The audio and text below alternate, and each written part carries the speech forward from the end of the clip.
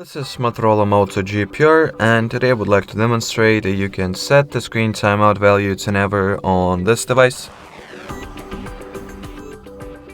So to begin with, we will need to download the free app from the Play Store.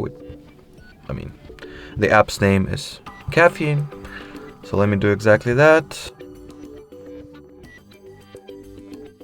So once the app has been successfully downloaded and installed, simply launch it, and in here make sure that the timeout section has been set to the infinite value, and as long as the Caffeine app stays active in the background and you do not close it, your screen will not go to sleep automatically at all.